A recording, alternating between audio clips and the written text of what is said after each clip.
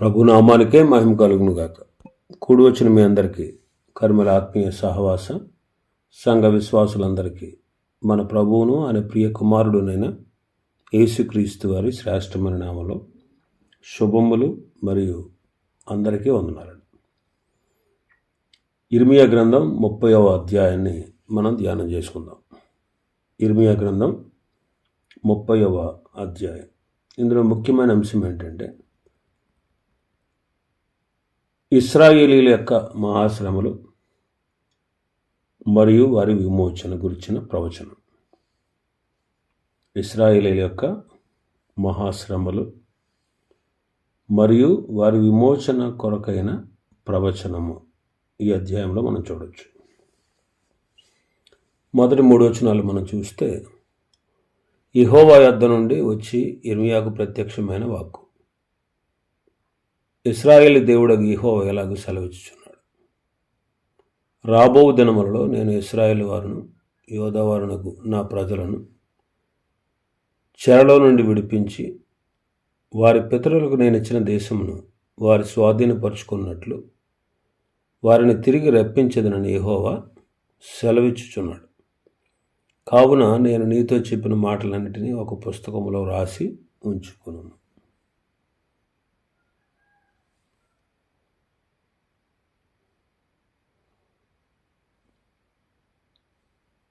ఇక్కడ ఇశ్రాయేలీల యొక్క విడుదలను గూర్చి మనం చదువుతున్నాం. రాబో దినములలో ఇశ్రాయేలు వారును యోధా వారునకు నా ప్రజలను చెరలో నుండి విడిపించి వారి పితరులకు నేను ఇచ్చిన దేశమును వారు స్వాధీనపరుచుకున్నట్లు వారిని తిరిగి రప్పించెదను. ఇది నిరీక్షణ. ఈనాడు దేవుని ప్రజలైనటువంటి మనకు కూడా నిరీక్షణ ఉంది. ఆ నిరీక్షణ శుభప్రదమైన నిరీక్షణ. ఆ నిరీక్షణ జీవంతో కూడిన నిరీక్షణ, శుభప్రదమైన నిరీక్షణ. రాబో దినాల్లో సంఘము కూడా విమోచించబడుతుంది. రాబో దినాల్లో సంఘము కూడా విమోచించబడుతుంది. ఇది క్రైస్తవ నిరీక్షణ. ప్రభు మనల్ని రక్షించడమే కాదు, అంటే నిత్య శిక్ష నుంచి మనల్ని తప్పించడమే కాదు, మన పాపాలు పరిహరించి పాపపు శక్తి నుంచి విడిపించడమే కాదు, ఒక దినాన మనల్ని ఈ పాప లోకం నుంచి పాపము లేని పరలోకానికి విమోచించబోతున్నాడు. ఇదే శుభప్రదమైన నిరీక్షణ. ఇది జీవముతో కూడిన నిరీక్షణ అని పేతురు తన మొదటి పత్రిక 1వ అధ్యాయం 3వ వచనంలో రాస్తారు. తెస్సలోనికీయులకు రాసిన 2వ పత్రికలో 2వ అధ్యాయం 16, 17 వచనాల్లో శుభప్రదమైన నిరీక్షణ అని చెబుతాం. ఇంకా మనం చూస్తే 3వ వచనంలో ఇర్మియాతో ప్రభు అంటారు, నేను నీతో చెప్పిన మాటలన్నిటిని ఒక పుస్తకంలో రాసి ఉంచుకొనుము అంటారు. ప్రభు చెప్పిన సంగతిలో ఒక పుస్తకంలో రాయాలి. ప్రభు యొక్క మాటలు మనకు రాతల్లో దొరికాయి. దేవుని యొక్క రాతలు మనకు గ్రంథంగా దొరికాయి, దైవ గ్రంథంగా.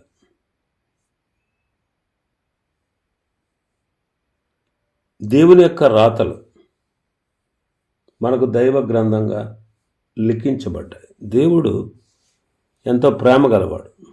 తన సందేశాన్ని 40 మంది ప్రవక్తల ద్వారా 1600 సంవత్సరాల పాటు తన ప్రేమను, మానవుల పట్ల ప్రేమను, మానవుని పట్ల దేవుని ప్రణాళికను తెలియజేసేటువంటి గ్రంథమైన బైబిల్ని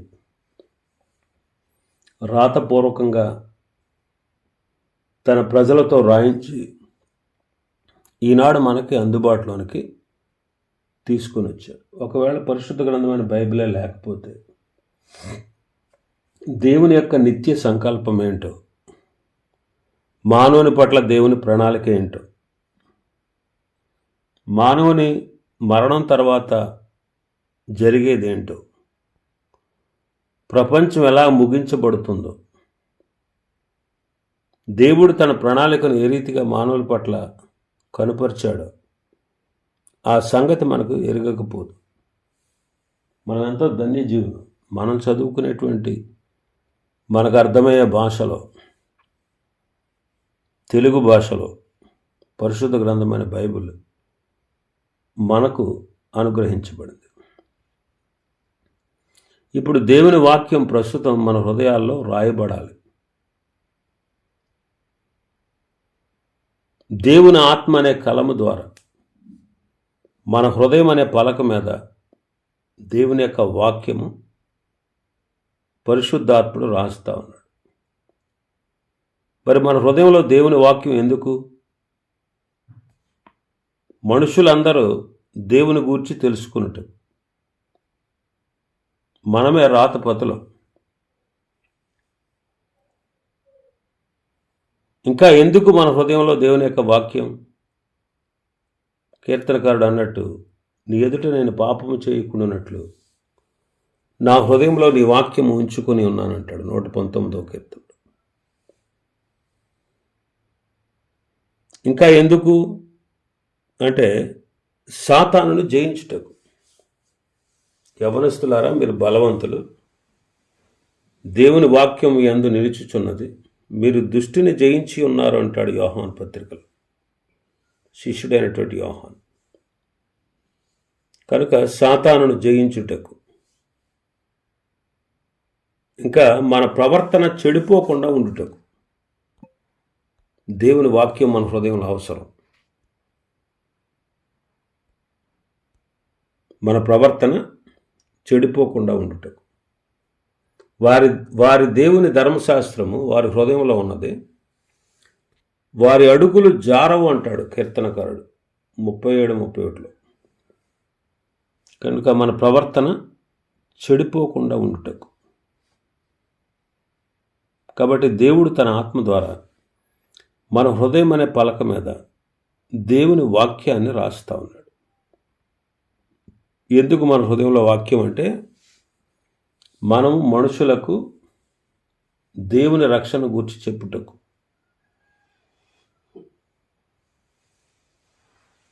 దేవుని ఎదుట మనం పాపం చేయకుండుటకు, సాతానును మనం జయించుటకు, మన ప్రవర్తన చెడిపోకుండా ఉండుటకు. కాబట్టి మనము దేవుని యొక్క వాక్యానికి మన హృదయాలను అప్పగించాలి. ఆనాడు పుస్తకాల్లో రాసినట్టు ఈనాడు దేవుని వాక్యాన్ని మనం హృదయం అనే పలక మీద రాసి ఉంచుకోవాలి. ఇంకా 4-5 వచనాలు చూస్తే మన భాగంలో, యెహోవా ఇశ్రాయేలు వారిని గూర్చి యోధా వారిని గూర్చి సెలవిచ్చిన మాట లేదు. యెహోవా ఇట్లనను, సమాధానము లేని కాలమున భీతి చేతను దిగులు చేతను జనులు కేకవేయగా వినుచున్నాము. ఇశ్రాయేలీల్లో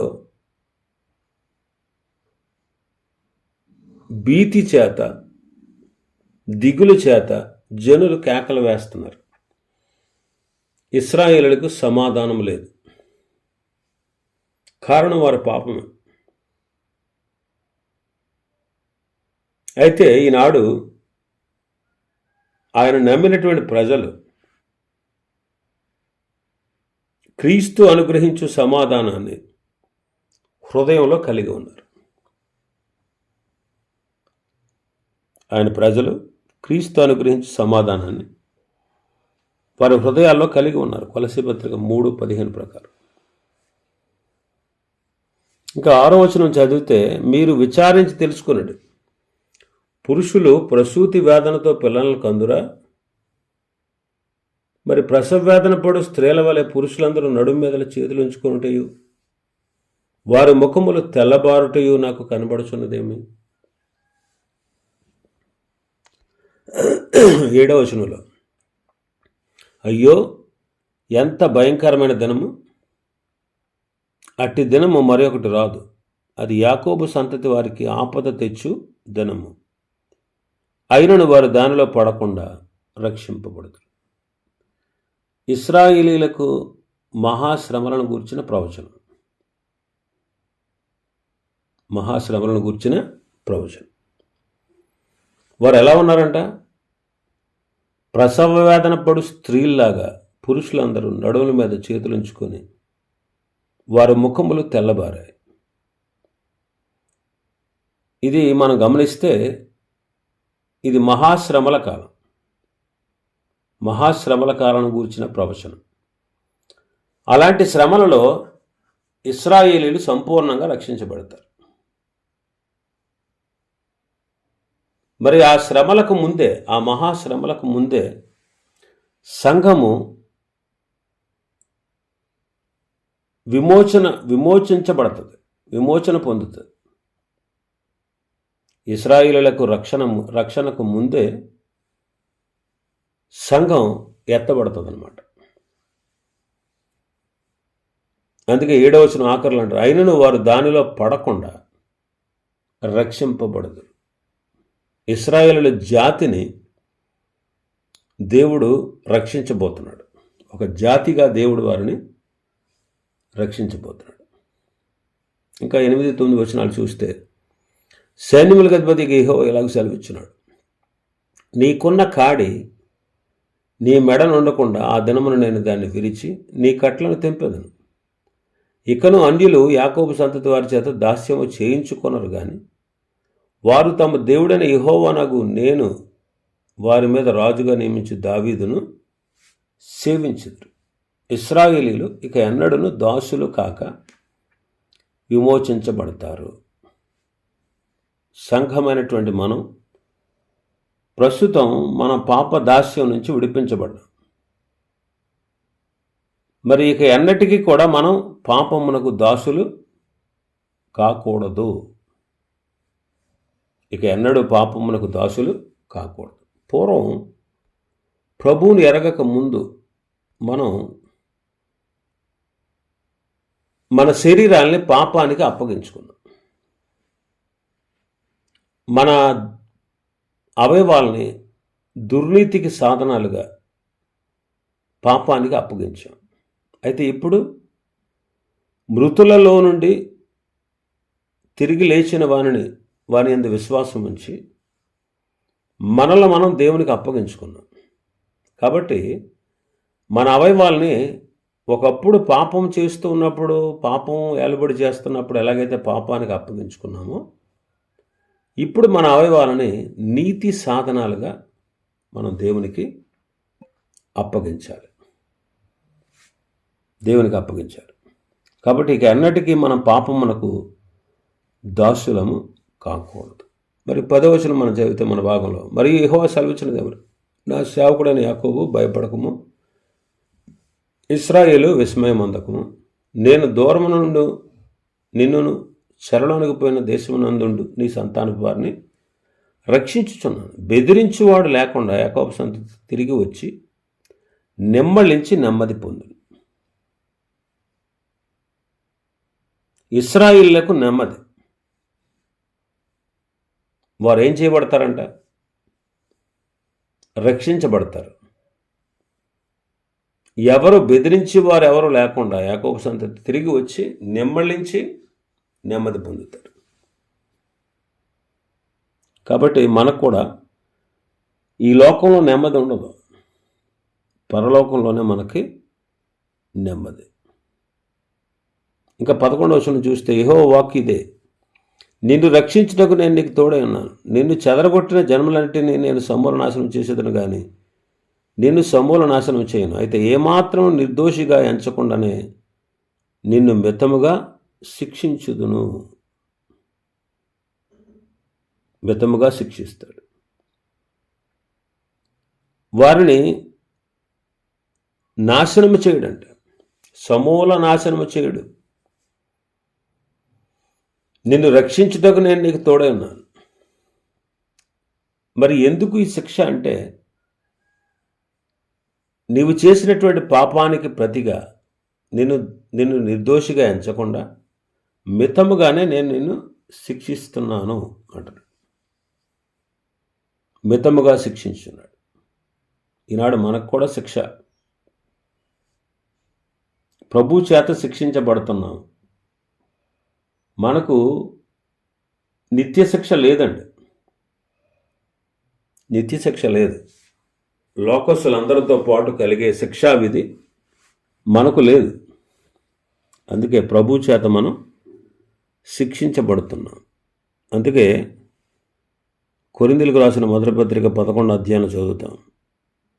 ఎవడు అయోగ్యంగా ప్రభు యొక్క బలలో పాలు పొందుతాడో వారిలో కొందరు, వారు ఎలా ఉంటుందంటే పరిస్థితి, కొంతమంది బలహీనలు అవుతారు, కొంతమంది రోగులు అవుతారు, కొంతమంది మరణం పొందుతారని అంటారు.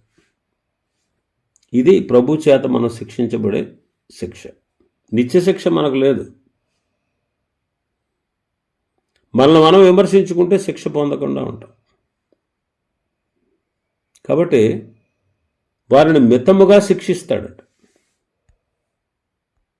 వారిని మితముగా శిక్షిస్తాడు. ఇంకా 12వ వచనం నుంచి 15వ వచనం వరకు మనం చూస్తే ఇశ్రాయేలుల వ్యాధి ఘోరమైనది. యెహోవా ఇలాగ సెలవిచ్చున్నాడు, నీ వ్యాధి ఘోరమైనది, నీ గాయము బాధాకరమైనది, నీ పాపములు విస్తరింపగా శత్రువు కొట్టినట్లు నిన్ను గొప్ప దోషమును బట్టి నేను నీకు కఠిన శిక్ష చేసి నేను గాయపరిచి ఉన్నాను. కాగా నీ పక్షమున వ్యాజ్యమాడవాడు ఎవడనూ లేడు, నీ గాయములకు చికిత్స చేయగలిగిన మందు నీకు లేదు. నీ స్నేహితులందరూ నిన్ను మరిచి ఉన్నారు, వారు నిన్ను గూర్చి విచారింపరు. నీ గాయముల చేత నీవు అరిచెదవేమి? నీకు కలిగిన నొప్పి నివారణ కాదు. నీ పాపములు విస్తరించినందున నీ దోషములను బట్టి నేను నిన్ను ఇలాగూ చేయుచున్నాను. వారిని శిక్షిస్తున్నాడు. నీ వ్యాధి ఘోరమైనది. మానవుని యొక్క పాపపు వ్యాధి బహుఘోరమైనది. హృదయము అన్నిటికంటే మోసకరమైనది, అది ఘోరమైన వ్యాధి కలది అంటాడు 17వ అధ్యాయంలో ఇర్మీయా గ్రంథంలో. మరి ఈ పాప రోగ నివారణ ఎవరికి చేత కాదు. కానీ మన పాప రోగాన్ని బాగు చేయవాడు ప్రభు అయిన యేసుక్రీస్తు. ప్రభు అయిన యేసుక్రీస్తు వారు సిలువలో చేసిన కార్యమే మానవుని యొక్క పాప రోగాన్ని నివారించుద్ది.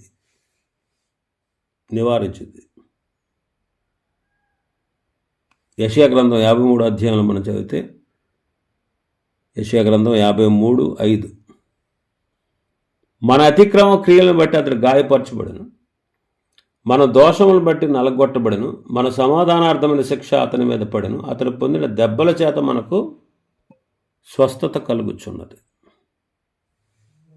కాబట్టి ఇశ్రాయేలు రోగాన్ని బాగు చేసేవాడు ప్రభువే, మానవుని పాప రోగాన్ని బాగు చేసేవాడు కూడా ప్రభువే. కాబట్టి ఇశ్రాయేలులకు రక్షణ, శత్రువులకు శిక్ష. 16వ వచనం నుంచి మనం చదివితే, నిన్ను మృగివారందరూ మృగివేయబడుదురు, నిన్ను బాధించు వారందరూ ఎవరును తప్పకుండా చెరలోనికి పోదురు, నిన్ను దోచుకుని వారు దోపుడు సొమ్మగుదురు, నిన్ను అపహసించి వారందరినీ దోపుడు సొమ్ముగా అప్పగించదును, వారు ఎవరినూ లక్ష్యపెట్టని సీయోననియు వెలివేయబడిందనియు నీకు పేరు పెట్టుచున్నారు. అయితే నేను నీకు ఆరోగ్యం కలుగజేసేదను, నీ గాయములను మాన్పెదను. ఇదే యెహోవా వాక్కు. యెహోవా ఈ మాట సెలవిచ్చుచున్నాడు, యాకోబు నివాస స్థలమును కరుణించి వారి గుడారములను నేను చెరలో నుండి రప్పింతును. అప్పుడు పట్టణము దాని కొండ మీద కట్టబడను, నగరియు యథాప్రకారముగా నివాసులు గలదగును. ఇశ్రాయేలులకు రక్షణ, శత్రువులకు శిక్ష. దేవుని పిల్లలైనటువంటి మనకు విశ్రాంతి, లోకములో ఉండేటువంటి క్రీస్తును అంగీకరించిన వారికి శ్రమ. ఇంకా మనం చూస్తే 19వ వచనంలో, వారిలో కృతజ్ఞతా స్తోత్రములు సంబరపడి వారి స్వరమును వినబడును, జనులు తక్కువ మంది కాకుండా నేను వారిని విస్తరింపచేసేదను, అల్పులు కాకుండా నేను వారిని గనులుగా చేసేదను. ఇశ్రాయేలులకు రక్షణ, శత్రువులకు శిక్ష. నిజమే, దేవుని పిల్లలైనటువంటి మనకు నిజమైన విశ్రాంతి.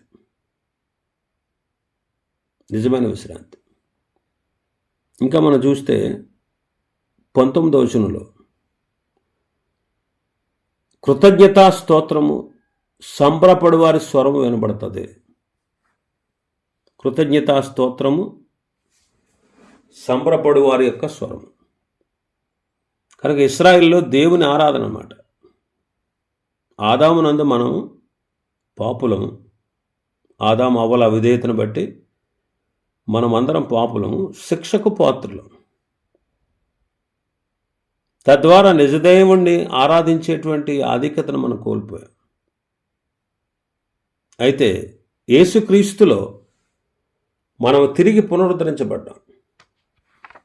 క్రీస్తులో మరలా మనం తిరిగి నూతనపరచబడి ప్రభువును ఆరాధించేటువంటి భాగ్యాన్ని మనం పొందుకున్నాం. ప్రభువును ఆరాధించే భాగ్యాన్ని పొందుకున్నాం.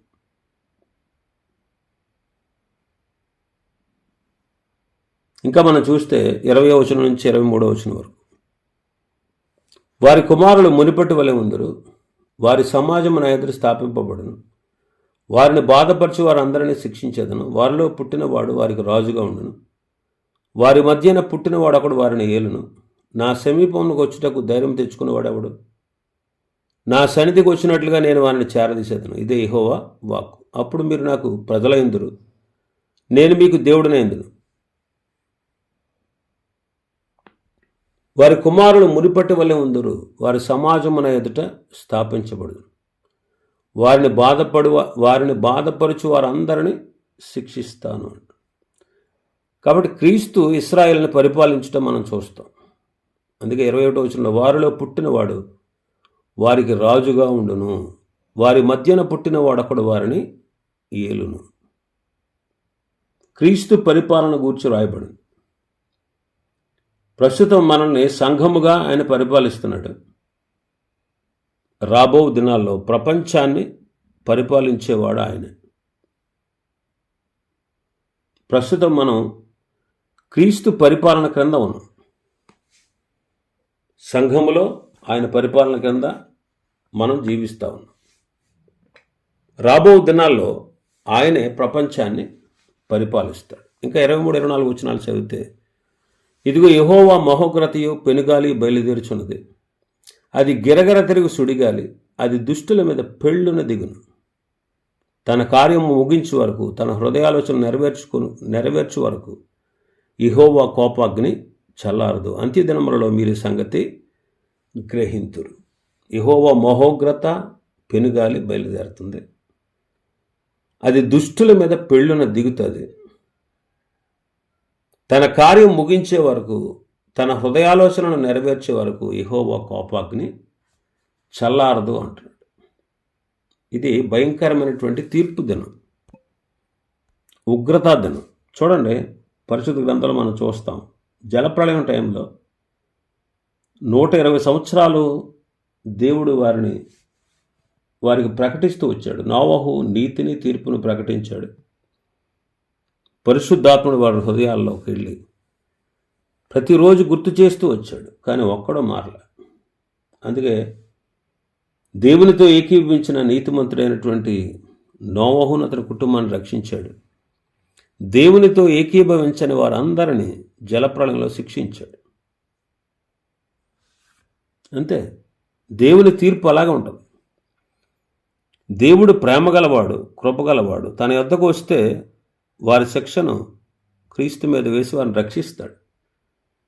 ఆయన వద్దు అనుకుంటే న్యాయాధిపతిగా ఆయన శిక్ష విధిస్తాడు. ఆయన శిక్ష విధించే టైంలో కృప కానీ ప్రేమ కానీ ఏది కనబడదు. కాబట్టి అలాంటి తీర్పు, అలాంటి ఉగ్రత దినం రాబోతూ ఉంది. దాన్ని తట్టుకోగలిగిన వాడు ఎవడు లేడు. కాబట్టి ఆ తీర్పు దినాన ఆ ఉగ్రత మన మీదకి దిగి రాకుండా ముందుగానే మనం క్రీస్తును రక్షకుడుగా, దేవుడిగా అంగీకరించాలి. ఇవి ఈ అధ్యాయంలో ఉన్నటువంటి విషయాలు. ప్రభు చిత్తమైతే మరొక అధ్యాయాన్ని రేపటి దినం ప్రారంభించుకుందాం. దేవుడి వర్తమాన వాక్యాన్ని మన వినికిడిలో ఆశీర్వదించును గాక. ఆమెన్.